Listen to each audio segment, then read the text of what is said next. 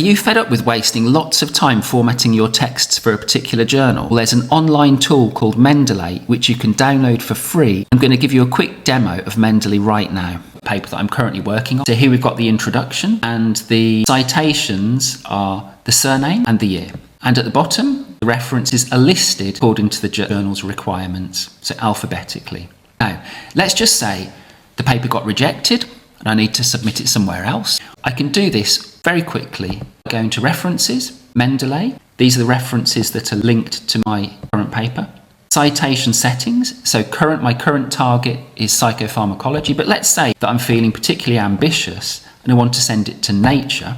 Then I select Nature, update citation style, and if I close this, you can see that the citations have changed, numbers, and at the bottom, the references have also been updated